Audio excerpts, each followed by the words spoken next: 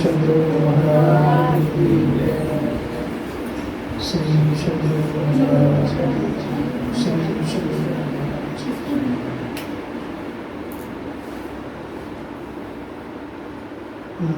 मंगलमूर्ति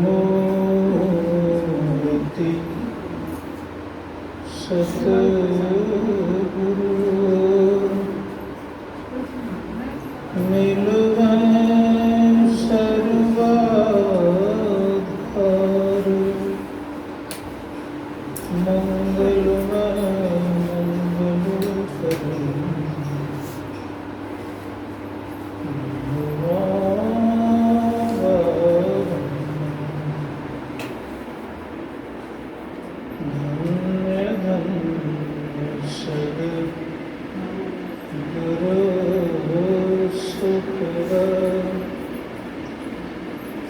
महिमा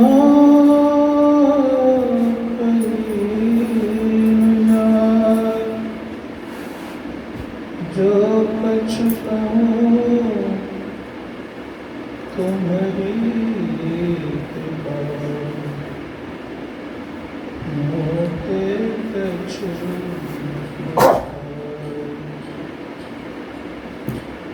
बोलिए प्रेम से श्री सद्गुरु महाराज की जय।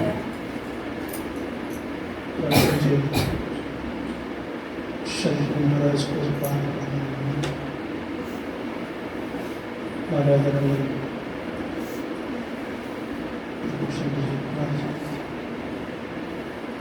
समस्त धर्म को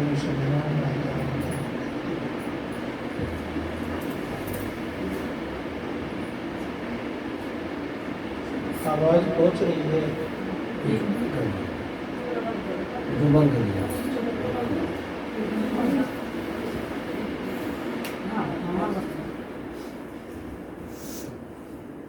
मनुष्य का जीवन दुख और सुख के मिलावट से निर्माण हुआ है। इसमें दुख भी है और सुख भी है।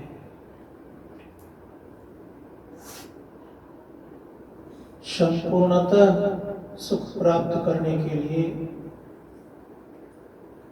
ये शरीर मिला लोगों को। शाश्वत सुख प्राप्त करने के लिए शरीर मिला है। परमात्मा की प्राप्ति के लिए शरीर मिला है। लेकिन शरीर पालने हेतु कुछ न कुछ संसार में कार्य करना पड़ता है। इसीलिए संसार एक सहारा है, सर्वस्व नहीं, याद रखिएगा। लेकिन हम सर्वस्व हैं, मतलब हम जीवात्मा सर्वस्व परमपिता परमात्मा के अंश होने के नाते हम सर्वस्व हैं। तो हम लोग ख्याल रखना पड़ेगा कि हम संसार में आए हैं उस परमपिता परमात्मा को प्राप्त करने के लिए। तो ऋषि मुनिगण कहते हैं कि इसके लिए क्या करना चाहिए। उन्होंने कहा कि इस शरीर में 14 इंद्रियां हैं। 14 इंद्रियों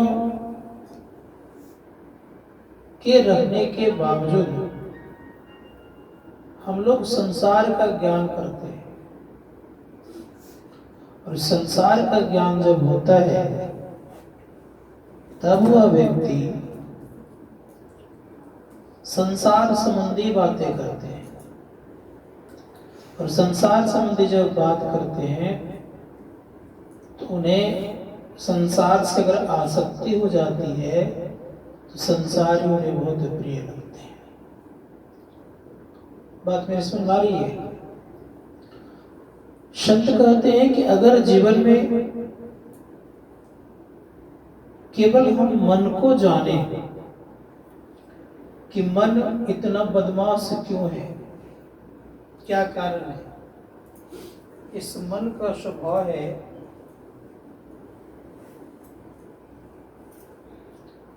बाह्य जगत में दौड़ लगाना। जहां तक हम आप देखते हैं, दिखाने का काम केवल आंख का ही नहीं है, इसके साथ मन भी है। ये बात जच रही है कि नहीं? नहीं जच रही है?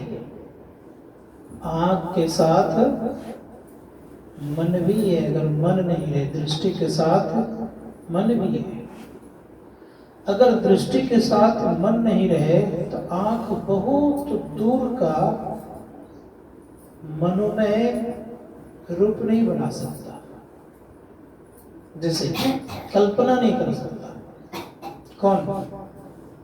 आंख को उतना ताकत नहीं है, तो मन के चलते बहुत दूरों का कल्पना करता है। मन कल्पना करना सुख है कि दुख है? संत महात्मा गण कहते हैं कि कल्पना अगर गलत किया गया तो दुख, और कल्पना अगर अच्छा किया गया तो सुख लगा। तो कहा इस कल्पना को सही दिशा की तरफ ले जाने के लिए मन ही है। लेकिन ऋषि मुनिगण कहते हैं कि हमें कल्पना के जगत से बाहर होना है। कैसे बाहर होंगे? तो बर्तन को जब रोज हम साफ करते हैं, चमकता है ना, साफ करना छोड़ दें, चमकेगा? संतों ने कहा ठीक उसी प्रकार से जब तक मन को मंजने वाला काम नहीं करेंगे तब तक मन में निखार नहीं आएगा। और जब मन में निखार नहीं आएगा तो पवित्रता कहां से आएगी? इसीलिए रोज करना चाहिए। क्या? तो कहा मनने वाला काम। कौन सा मनने वाला काम है? तो रामचरितमानस में सुन रहे थे कि मंजन फल दे कहीं तत्काला काक विपिक बको मारा। ये मंजन फल क्या है? संत महात्मा गण कहते हैं कि इसका स्वभाव है कि तत्काल कौवा कोयल होता है और बगुला हंस होता है। मैंने आइंदा कभी नहीं सुना है कि बगुला हंस हो गया है। बगुला बगुला ही रहेगा, लेकिन मन रूपी बगुला और काग ये बदल सकता है। जैसे किन्हीं का मन काला है तो अगर अभ्यास किया जाए तो उनका मन सफेद अर्थात श्वेत पवित्र हो सकता है। किन्हीं की बोली बड़ी ही कर्कशा है, एकदम बहुत कर्कश बोलते हैं। अगर वे चाहे तो मन को ठीक करने के बाद वो अच्छे बोल सकते हैं। अच्छा एक बात बता सकते हैं हम आप कि मीठा और कर्कशा कौन बोलता है? क्यों इस पर विचार किए? विचार कीजिएगा तो पाएंगे ये मुख का कोई दोष नहीं है। किसका दोष है? मन का। संत महात्मा गण कहते कि मन का ये सारा दोष है। आवाज निकालता, मुख निकालने क्या क्या करता है? आवाज, अर्थात मुख एक प्रकार का यंत्र है आवाज निकालने का।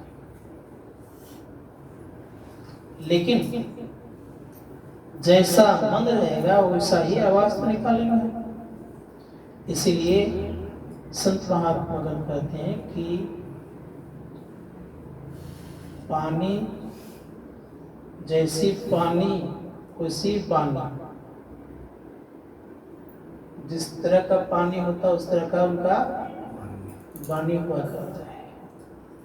जहाँ का मीठा पानी है ना, वहाँ का वाणी भी बड़ा मीठा हुआ करता है। इसीलिए आप देखे होंगे कि मिथिला क्षेत्र के लोग बड़े ही मीठे बोलते हैं, कारण कि उधर की जो वाणी है बड़ी अच्छी, पानी अच्छा है तो वाणी भी अच्छी है। दूसरी बात यह रह गई, जैसा खाए अन्न वैसा होवे मन। तो मन किस पर निर्भर करता है? तो का अन्न पर। अब अन्न में यह नहीं कि हम कचौड़ी पूड़ी जलेबी इत्यादि खा लिए तो मेरा मन खराब हो गया, सो बात नहीं है। मन खराब होता है हमारे किस आधार पर? अन्न के आधार पर। किस हेतु अन्न वो है मेरे लिए? उदाहरण रूप में देता हूं। एक राजा था, उस राजा के खूब सुंदर चावल और घी आया था। उनके यहाँ एक महात्मा जी आए थे, पहले भी आते थे, पहले कहीं कुछ नहीं हुआ। इस बार जब आया तो खूब सुंदर चावल था। सुंदर चीज तो महात्मा खिलाना चाहते ही लोग, इसमें कुछ नहीं, किसी को खिलाए या नहीं खिलाए, लेकिन महात्मा को सुंदर चीज जरूर खिलाते, इसमें कुछ नहीं। तो राजा थे, कहा खूब सुंदर जो चावल आया है उसी का भोजन बना। खूब बढ़िया घी था, चावल खूब सुंदर था, परिणाम ये बनाया गया। महात्मा जी खा लिए। अब खा लेने के बाद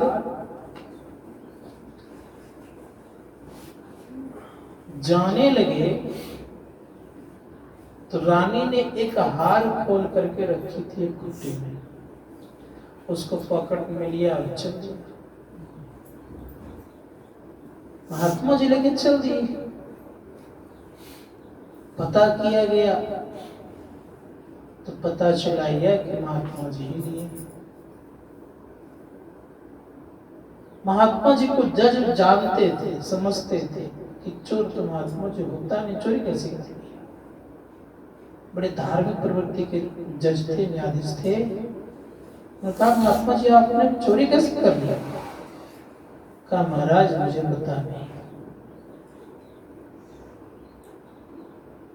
राजा को बुलाए, राजा से पूछते हैं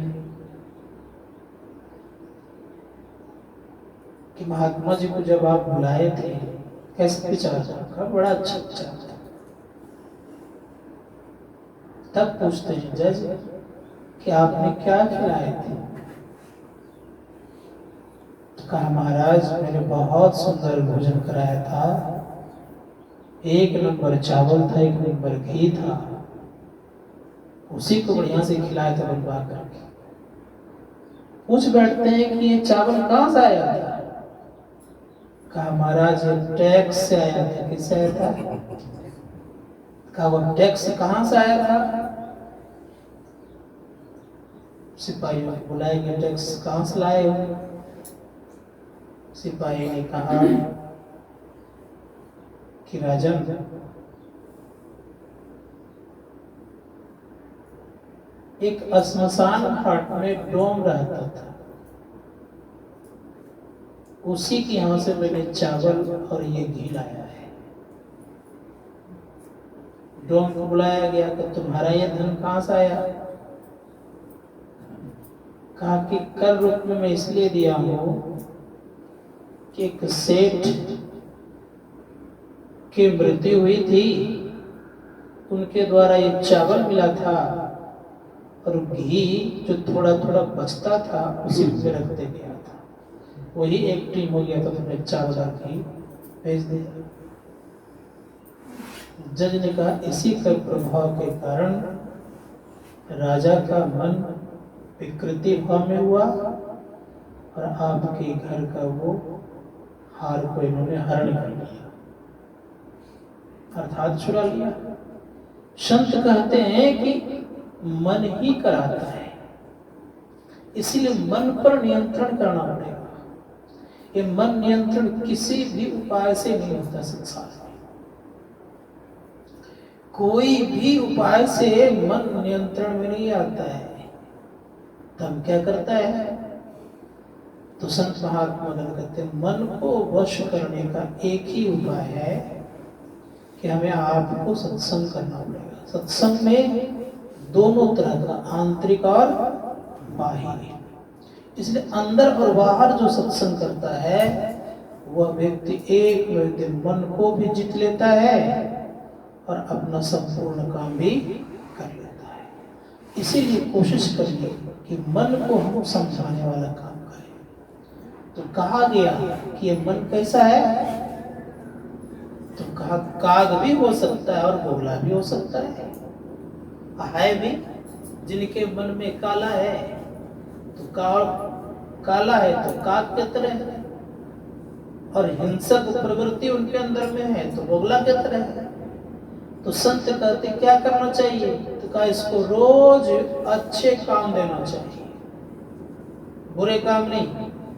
बुरे काम की तरफ मन ज्यादा जाता है, और ये भी ख्याल रखिएगा सब कोई, बुरे काम को करने के लिए मन ज्यादा दौड़ता भी है और उसका छाप भी तुरंत हो जाता है। नहीं, लेकिन अच्छे काम का छाप जल्दी मस्तिष्क में पड़ता नहीं।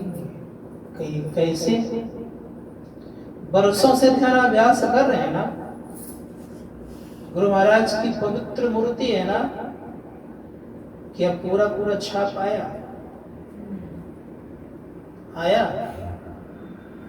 लेकिन कभी अगर सिनेमा देखे होंगे, जिस तरह का सीरियल में किया गया होगा, वो आज भी उस सिनेमा को याद करिएगा तो पूरा पूरा ख्याल आएगा नहीं आएगा? उसका छाप सामने आ जाएगा। क्यों? संत कहते इसलिए ऐसा होता है कि पवित्र मूर्ति का छाप जल्दी मन पर पड़ता नहीं है। तो इसके लिए क्या करना पड़ेगा? संत कहते हैं कि इसके लिए सत्संग करना पड़ेगा। इसीलिए कहा काक होई पिक बको मराना। कौवा कोयल होता है कब? जब सुनते सुनते सुनते, जब इस मन को खूब सुनाता है, जब खूब सुनाता है तब सुनते सुनते थोड़ा सा सीधा होता है। इसीलिए संतों ने कहा कि संसार में सबसे श्रेष्ठ दुर्लभ कार्य अगर कोई है तो मन को सही करने वाला कार्य सबसे दुर्लभ कार्य है। इससे बड़ा दुर्लभ कार्य मुझे नहीं लगता है कि और कोई होगा। संसार के संपूर्ण चीज आप बन सकते हैं, संपूर्ण पद को आप हासिल कर सकते हैं, लेकिन संत का पद हासिल करना इतना आसान नहीं है। संत महात्मा गण कहते हैं कि संत पद को प्राप्त करना आसान तो नहीं है, लेकिन ये भी याद रखिएगा नामुमकिन भी नहीं है। अर्थात एक न एक दिन होकर के रहता है। तो जो मन को जीतता है वो सर्वश्रेष्ठ कार्य होता है। इसीलिए कोशिश कीजिए जीवन में कि मन को जीतने वाला हम काम करें। कैसे जीता जाएगा? तो पहले एक छोटी सी बात सुनाता हूं। सांप को हम लोगों ने देखा है चलते, सांप को कैसा चाल चलता है? सीधा। सांप कभी भी सीधा चाल नहीं चलता है, लेकिन जब वो मांद में प्रवेश करता है तब भी सीधा चलता है वो, तब वो सीधा नहीं चलता, तब वो टेढ़ा नहीं चलता, तब वो सीधा चलता है। मांद में प्रवेश करने वाला सांप कभी भी टेढ़ा चल नहीं सकता। उसी प्रकार से याद रखिएगा, जब इस मन को अंतर मार्ग में प्रवेश कराइएगा तब ये सीधा होगा। उसका उपाय दूसरा कुछ भी नहीं है। इसीलिए प्रयास कीजिए कि हम रोज अभ्यास करें, और जैसे अभ्यास बढ़िएगा ना तो धीरे धीरे मन आपके पवित्र होने लग जाएंगे। किस तरह पवित्र हो जाएगा? हंस के तरह होने लग जाएगा। धीरे धीरे हंस के प्रवृत्ति की तरफ होने लग जाएगा हमारा। जैसे हंस के तरफ होगा विचार तो आपको लगेगा सब अपना ही है, सब लगेगा मेरा अपना ही, कोई पराया दिखेगा ही नहीं। और जिनके मन हंस के तरह नहीं होगा, जिनके मन हंस के तरह नहीं होगा, वो रात दिन दूसरे का ही अच्छा गुणगान नहीं करेगा। क्या करेगा? अच्छा गुणगान नहीं कर सकता, वो बुरा ही गुणगान करेगा। इसीलिए कोशिश कीजिए कि हम मन को पवित्र करें। गोस्वामी जी महाराज कहते हैं कि भाई मन को पवित्र करने से क्या क्या मिलता है, ये जानना चाहिए आज। उन्होंने कहा कि जिन किसी व्यक्तियों को अच्छी बुद्धि मिली है, किसके कारण? मन को पवित्र करने के कारण। याद रखिएगा। इसीलिए उन्होंने कहा मति कीरति गति भूति भलाई, जब तन जहां जी पाई, सो जानब सत्संग प्रभाव, लोग कहूं वेदना अनुभव। आज मैं एक बात रख रहा हूं इस विचार में।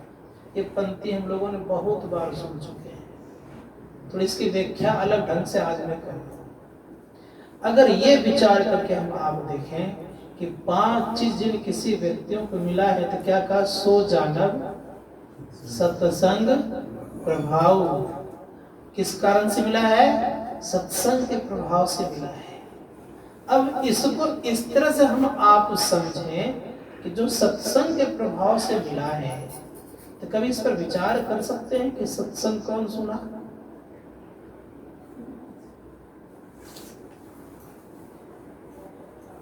सत्संग कौन सुना? कान ने, मन ने ना।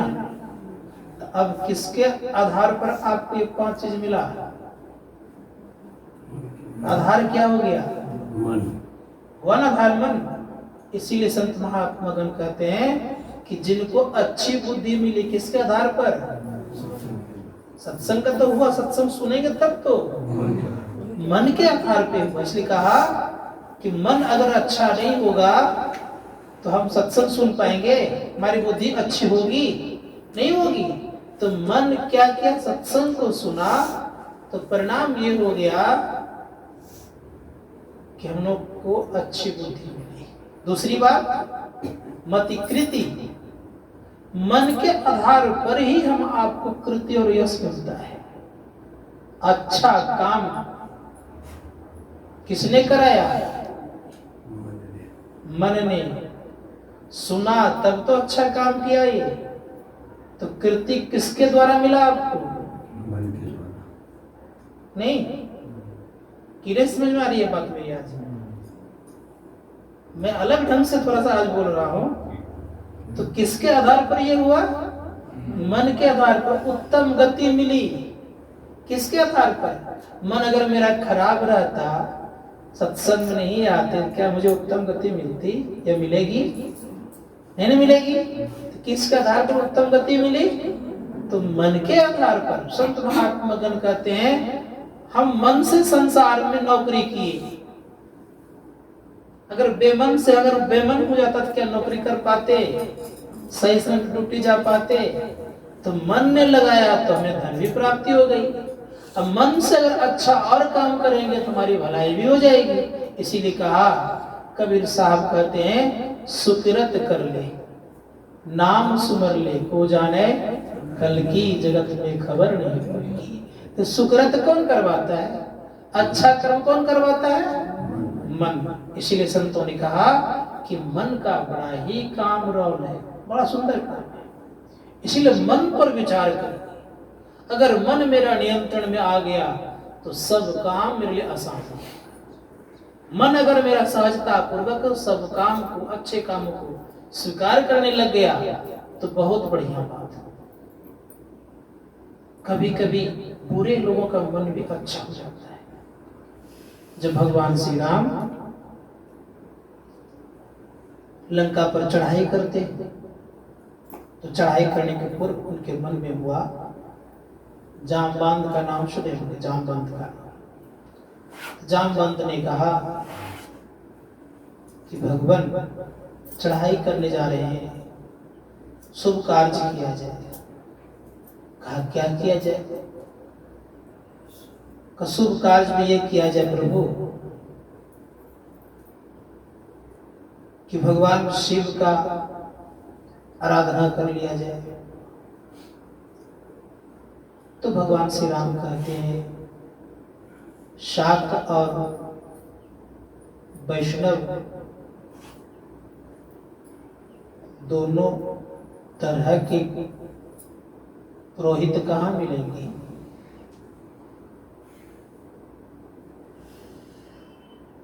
तो बड़े प्रेम से कहते हैं जामवंत जी कि मेरा एक पिताजी का मित्र है,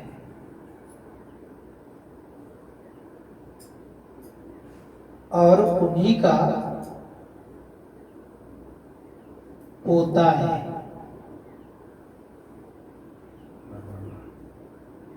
तो कहा ठीक है। जैसे इस बात को कहा, उनको बुला कर बुलाइए, अगर स्वीकार करे तब तो का देखता हूँ, ट्राई करता हूँ। नाम नहीं कहा तो चले गए कहाँ? लंका। लंका जब चले गए तो रावण को पता चल गया कि जामवंत आ रहे हैं, और पितामह रावण को लगता था, क्योंकि पुलस्त का बेटा था और ये भी रावण का ही वंशज है, अर्थात पुलस्त का वंशज वो भी है, पुलस्त का वंशज। रावण का पिता का नाम विश्वधर्मा, उनके दादा का नाम पुलस्त और उनके परदादा का नाम ब्रह्मा। ये स्वयं कहते हैं ब्रह्मा जी के अंश से है। अब परिणाम ये हो गया कि क्या करता, बड़े प्रेम से खूब स्वागत किया, कहा कोई कुछ नहीं पूछना। सारे लोग हाथ जोड़ जोड़ वहां तक पहुंचा दिए। कहां तक? लंका तक। कहा कि महाराज एक मेरा अपना आदमी है, उनके हम पूजा करना है, आप क्या पुरोहित कार्य स्वीकार करेंगे? रावण ने नाम नहीं पूछा, इतना ही खाली कहा कि वो कौन है। तो कहा कि दशरथ नंदन राम और लक्ष्मण है। विरोध नहीं आया, मन ठीक था। तो बड़े प्रेम से कहा, रावण कहते हैं कौन सा कार्य करेंगे और किस हेतु पूजा करवाएंगे? तो रावण स्वयं कहता है कि लंका पर विजय प्राप्त कराने हेतु पूजा करवाएंगे।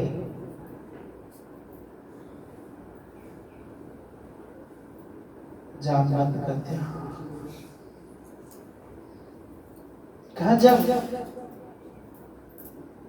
कोई पुरोहित के यहाँ आकर के कहे पूजा करने के लिए और वो पुरोहित नहीं जाए तो कैसा पुरोहित में जाऊंगा? बस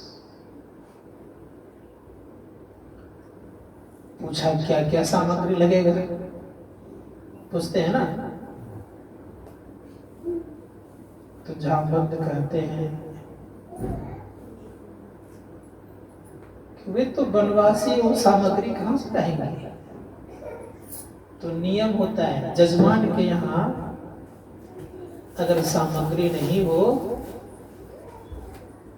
तो सदैव याद रखिएगा कि पुरोहित को ही सारा सामग्री लेकर के पूजा करना होता है।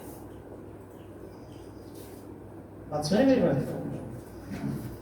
तो रावण ने सारे सामग्री लेकर के आ गए। पूछा गया था, जाने वक्त रावण ने अपने मेघनाथ से कहा कि बेटा सुनो, ये राम की पत्नी है, शुभ कार्य करने के लिए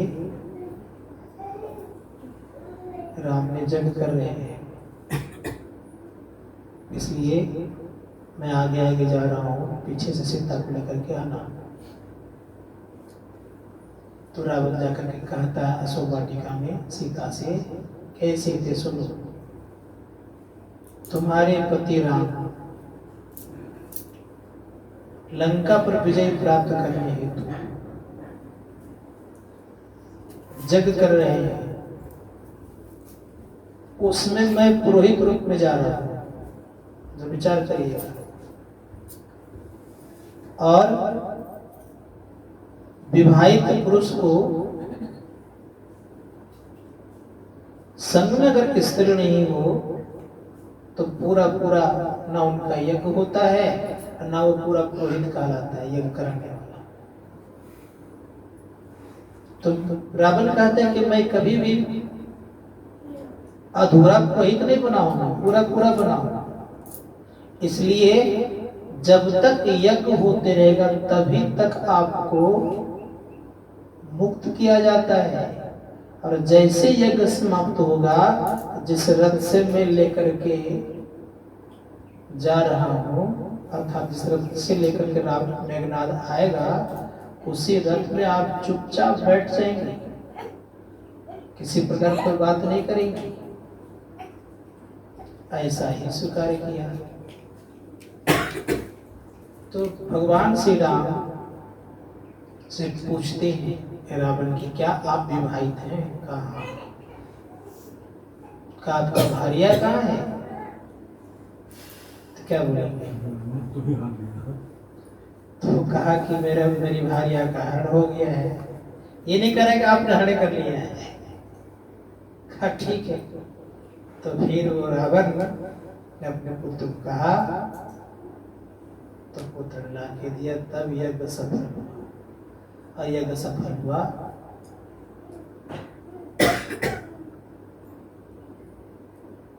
तो रावण का परास्त भी होना स्वाभाविक हो गया। और जब वो दक्षिणा देने लग गए, का दक्षिणा तो चाहिए, राम पूर्ण है, रावण पूर्ण नहीं है, तब दक्षिणा देंगे तो क्या देंगे? तो रावण दक्षिणा नहीं दिए। कब बोलते दीजिए क्या दक्षिणा चाहिए आपको?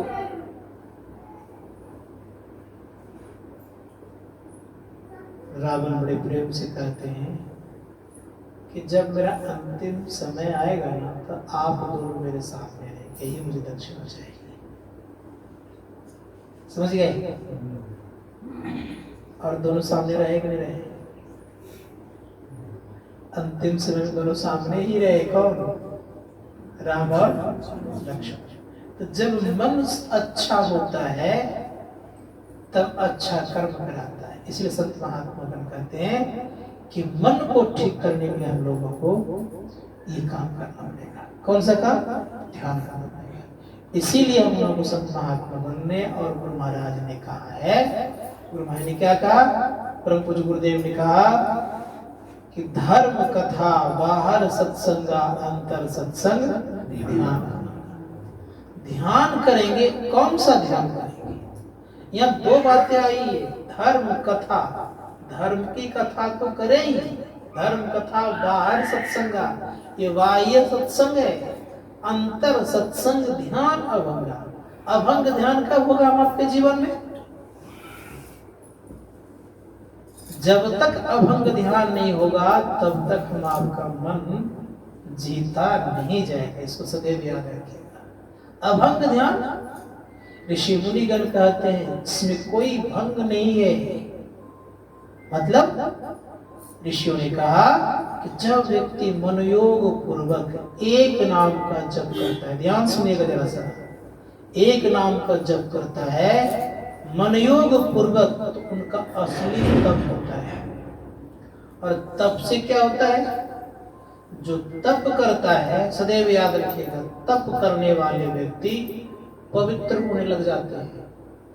तप से ही भगवान शिव संसार का कल्याण करते हैं, तप से ही भगवान विष्णु पालन करते हैं, और तप के आधार पर ही ब्रह्मा जी संसार की सृष्टि करते हैं। इसीलिए तप बहुत जरूरी है। तो परम पूज्य गुरुदेव कहते हैं कि अगर आप मानस जप करते हैं तो असली तप करते हैं। इसलिए गुरुमाई ने क्या कहा? गुरु जाप जपन साचो तप सकल कार्य सारा। कहा कि यह सच्चा तप है, लेकिन मनोयोग पूर्वक करेंगे तब। ऐसा नहीं कि मन की 3 मंत्र जपने की 3 स्थिति बता रहा हूं आज मैं। क्या स्थिति है? अगर आप बहुत जल्दी जल्दी मंत्र को जप रहे हैं तो संतों ने कहा कि आपके जीवन में दरिद्रता आ जाएगी, दरिद्रता। इसीलिए मंत्र को जल्दी जल्दी जपना नहीं है। दूसरी बात, आप बहुत धीरे धीरे जप रहे हैं तो आपको दुख आना शुरू हो जाएगा। इसीलिए एक बात सदैव याद रखिएगा, क्या करना पड़ेगा? मध्य मार्ग को अपनाना पड़ेगा। इसलिए मध्य मार्ग को अपना करके जब प्रारंभ करिए, ना धीरे धीरे ना जल्दी जल्दी। संत महात्मागण कहते हैं कि मंत्र जब जपते हैं तो कितना जपा जाए जिससे कि मन एकाग्र हो जाए। मैंने एक बार कहा था कि अगर बड़े अच्छे ढंग से अगर आप खूब बढ़िया से जाप करते हैं और जप की संख्या गिनती पर नहीं, अनायास काउंट कहीं कहीं तो होता ही होगा ना, कि नहीं होता होगा का? अगर अनायास कहीं न कहीं काउंट अगर 3-4 करोड़ हो जाए तो आपकी संसार में अच्छी स्थिति होने लग जाएगी। आपके पास धीरे धीरे सुविधाएं बढ़ने लग जाएगी। परिणाम क्या होगा? आपको सुकून लगेगा और इसके बिना आप रह नहीं पाएंगे। आप जब आपकी ऐसी स्थिति होगी, समझिएगा कि संसार की सुविधा बढ़ेगी और सत्संग और ध्यान के बिना आपका मन नहीं लगेगा। और इस स्थिति को जब प्राप्त कर लीजिएगा, सत्संग और ध्यान के बिना हमारा मन नहीं लगने लगा, तब समझिएगा कि हम ऊर्ध गति के तरफ हैं, अधोगति की तरफ नहीं है। संतों ने कहा जब आप आंख बंद कर गुरु मूर्ति अर्थात अपने इष्ट दिखने लग जाए, तब आपका उत्थान हो रहा है। ये नमूना आज बता रहा हूं मैं। और जब मनोयोग पूर्वक बैठने के बाद दृष्टि जमने लग जाए, टिकने लग जाए, तो समझिएगा कि मैं आगे बढ़ रहा हूं। जैसे जैसे दृष्टि टिकेगी, सुख लगना शुरू हो जाएगा। तो कैसा सुख लगेगा? तो बड़े प्रेम से कहा गया है, सुख के साथ साथ महासुख भी गुजरा हुआ है। कैसा सुख? हमारे गुरु महाराज कहते हैं, चलत पंथ सुख हो तुम्हारा। एक तो सुख, दूसरा महासुख। किस पर चले? अपने मार्ग पर चले। वो आपका अपना मार्ग है, याद रखिएगा। संसार का आपका अपना मार्ग नहीं है, दे चलने वाला मार्ग है, गाड़ी घोड़ा चलने वाला मार्ग है। लेकिन उस पर चले तो क्या हो गया? चलत पंथ सुख हो तुम्हारा। और जो उस पंथ पर चलेगा तो क्या होगा? ऋषि मुनिगण कहते हैं जो उस पंथ पर चलता है तो चलने वाला व्यक्ति देवताओं से उच्च हो जाता है। इसीलिए मैंने कहा कि जिनके जीवन में दृष्टि टिक गई, प्रकाश को प्राप्त कर लिया, प्रकाश मंडल में अपने आप को अवस्थित कर लिया, तो वह व्यक्ति देवता बन गए। और जो व्यक्ति के अंदर में शब्द सुनाई पड़ने लग गया, भले ही वह शब्द जड़ात्मक मंडल का ही है, लेकिन प्रकाश युक्त शब्द है, तो निश्चित याद रखिएगा कि उनकी स्थिति अच्छी हो जाएगी। और जिन्होंने सार शब्द को सुन लिया वही तो ईश्वर कहलाते हैं। इसलिए सुनना चाहिए। इसलिए हमारे भाई ने कहा, सुनना जो अंतर्नाद को, तो और क्या सुने? जिन्होंने अंतर्नाद को नहीं सुना और सब कुछ सुन लिया, तो क्या सुना? इसलिए बड़े प्रेम से गुरु महाराज ये भी कहते हैं, अंतर में हो प्रकाश ना, दिगर प्रकाश क्या, अंतर्नाद का उपासना और उपास्य क्या का, ये उपासक है। अंतर्नाद को उपासना होनी चाहिए। इसलिए अंतर प्रकाश करने का प्रयास कीजिए। अगर अंतर प्रकाश प्राप्त कर लेंगे तो पूजा की सामग्री थाली लेके कोई जाएगा ना, केवल आप वहां खड़े हो जाएगा तब भी पूजा आपकी हो जाएगी, तब भगवान आपकी पूजा को स्वीकार कर लेंगे। और अंतर्नाद की उपासना नहीं है, अंतर प्रकाश नहीं है, बहुत देर तक पूजा करेंगे ना तब भी पूजा होगी कि नहीं पता नहीं। एक कहानी सुनाता हूँ आपको। मन जिनके अच्छे होते हैं तो बड़े अच्छे हो जाते हैं, एक महात्मा हो गए थे संत पिपासा राजा थे। तो पिपा साहब को एक अच्छे सदगुरु की खोज थी, खोज कर रहे थे। उस जमाने में संत रैदास जी थे, उच्च कोटि के महापुरुष थे, लेकिन उसमें जाति प्रथा बहुत ज्यादा थी।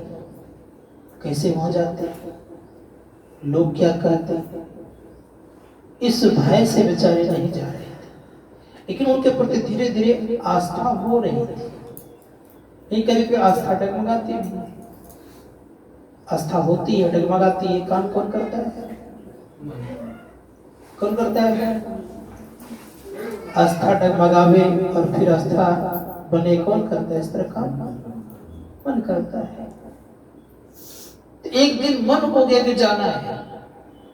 रैदास जी बिल्कुल समझ रहे थे कि आया तो है बंदा, लेकिन चाहता हूं कि इसकी आस्था को बरकरार बना कर रखूं, कुछ इसको दूं ताकि ये जल्दी अपना काम पूरा कर ले।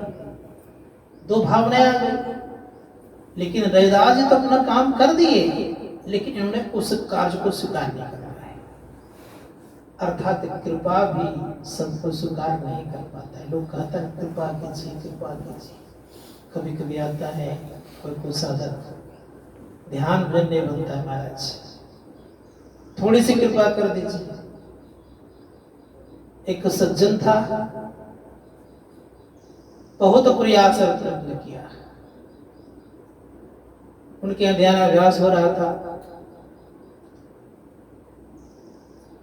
परिणाम ये हुआ, ध्यानाभ्यास में भाग लिया बढ़िया से, दृष्टि उनकी अच्छी टिक गई, सुरत सिरक गया, लेकिन रख नहीं पाया। दूसरे दिन की तीसरे दिन सारी बात उगल दी और जो आया था सब फिर चला गया। तो रख नहीं पाता है। आता तो है, ये आंखों की घटना सुना ही नहीं, मिला बहुत कुछ उसको थोड़े दिन में, रख नहीं पाया। अब फिर बार बार कहते, फिर उसी तकलीफ, तुरंत कहां से भाई, कहां से होगा? तो स्थिति ये हो गई तो कृपा रख नहीं पाता है लोग। तो पिपा जी महाराज का ये हालत हो गई। दिया उनको रैदास जी ने दिया, लेकिन आस्था डगमगाई। जैसे आस्था डगमगाई तो मुंह में लेना था उस अमृत को, चरणामृत को, चाहे जो प्रकार का अमृत हो, लेकिन उन्होंने क्या क्या कमीज में बहा दिया। संतों की दृष्टि से आप बच नहीं सकते, भले वो कुछ ना बोले, लेकिन बचना बड़ा मुश्किल हो जाएगा। परिणाम ये हुआ, प्रणाम पाते करके निकल गए, लेकिन रैदास जी कहते हैं कि गया, अब मिलने वाला नहीं। स्थिति क्या हो गया?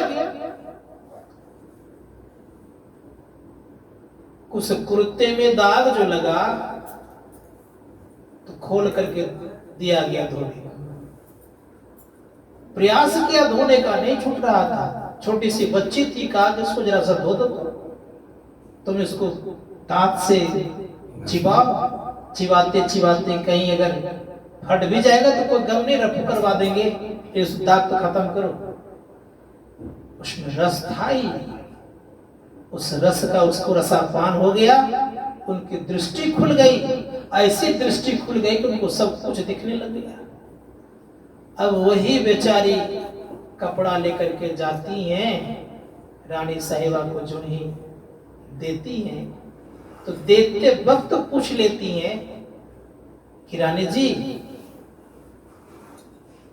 राजा साहब कहाँ है?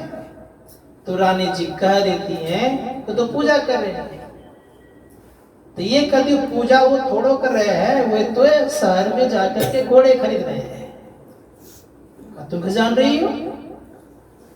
कब मैं सच कह रही हूँ, तो घोड़े खरीद रहे हैं, घोड़े का मोल तोल कर रहे हैं, तो पता करिए जाकर। तो रानी साहब पूजा घर गई और पूजा घर जाते हुए कहती, क्या आप घोड़े खरीद रहे हैं? लगे नहीं लगे, लगा कस के, तुम जान गई, कर मैं नहीं कर रही हूँ, बच्ची कर रही है। बच्चे से पूछते कि तुम जान रही है, खैर ऐसा घोड़ा ही खरीद रहे थे ना अभी, खा बात तो सही, मन से घोड़ा ही तो खरीद रहा था। कहा जानी कैसे, कहा कि बस बस वो आपके कुर्ते के कमाल है, कुर्ते का रस मेरे भीतर में आया और मैं सब कुछ जानने लग गई। अब राजा साहब फिर दौड़े वहां, कहा रैदास जी महाराज के पास। रैदास जी महाराज कहते चला गया अब तो। इसलिए संत महात्मा कहते हैं कि मन जितना परिपक्वता की तरफ होगा उतना जल्दी मिल सकता है, परिपक्वता की कमी होने के कारण, डगमगाने के कारण जल्दी मिलता नहीं है।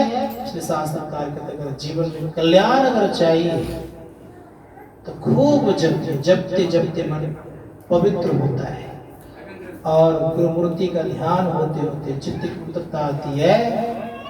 दृष्टि अति अभ्यास, दृष्टियों का अति अभ्यास करते करते करते करते सदैव याद रखिएगा दृष्टि टिकने लगती है, और जब दृष्टि टिकती है तो उनको अंतर्नाद सुनाई पड़ता है। इसीलिए सुनिए, जरूर सुनिए, और इस चीज को जब सुनते सुनते सुनते एक दिन ऐसी स्थिति आएगी कि आपकी ऊंचाई भी होगी, गति भी अच्छी होगी और सुख भी आपको मिलेगा, इसमें कोई संदेह नहीं है। तो करने का प्रयास और प्रयत्न करिएगा तो यह अनुभव दोनों सुख होगा।